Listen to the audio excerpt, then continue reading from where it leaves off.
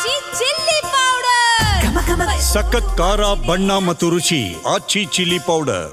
ಬಳ್ಳಾರಿಗೆ ಸಿಐಡಿಗೆ ಕೊಟ್ಟಿದೆ ಸ್ವಾಗತ ಮಾಡ್ತೇವೆ, ಆದರೆ ಪಾರದರ್ಶಕ ತನಿಖೆಯಾಗಿ ಸತ್ಯ ಹೊರಗೆ ಬರಬೇಕು. ಶಾಸಕ ಭರತ್ ರೆಡ್ಡಿ ವಿರುದ್ಧ ದೂರು ನೀಡಲಾಗಿದೆ.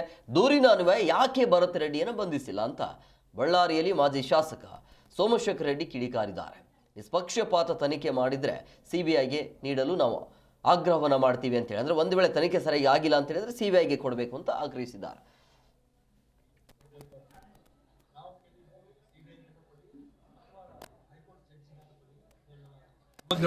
ಆಗಬೇಕು ಅಂತೇಳಿ ಕೊಟ್ಟಿದ್ದೀವಿ. ಈಗ ಅವ್ರು ಸಿಐಡಿ ಕೊಟ್ಟಿದ್ದಾರೆ, ಅದನ್ನು ನಾವು ಪರವಾಗಿಲ್ಲ ಸ್ವಾಗತ ಮಾಡ್ತೀವಿ. ಅವರು ಕೂಡ ನಿಷ್ಪಕ್ಷಪಾತವಾಗಿ ತನಿಖೆ ಮಾಡಬೇಕು.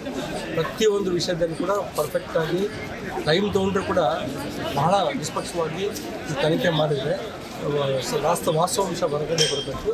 ಹೀಗಾಗಿ ನೋಡಿ 10 ದಿನ ಆಯಿತು. ಭರತ್ ರೆಡ್ಡಿ ಅವರು DSP ಅವರೇ ಒಂದು ಏನು ಕೊಟ್ಟಿದ್ದಾರೆ ಕಂಪ್ಲೇಂಟು. ಭರತ್ ರೆಡ್ಡಿ ಅವರು 1,000 ಜನನ SP ಸರ್ಕಲಿಂದ ಜನಾರ್ದನ್ ಅವ್ರ ಮನೆಯವರೆಗೆ ಕರ್ಕೊಂಡು ಬಂದು ಗಲಾಟೆ ಮಾಡಿದ್ದಾರೆ ಹೇಳಿ DSP ಅವರು ಕೊಟ್ಟಿದ್ದಾರೆ. ಅದ್ರ ಮೇಲೆ ನೀವು ಯಾಕೆ ಅದನ್ನ ಇವ್ರನ್ನ ಭರತ್ ರೆಡ್ಡಿ ಇನ್ನೂ ಅರೆಸ್ಟ್ ಮಾಡ್ತಾ ಇಲ್ಲ?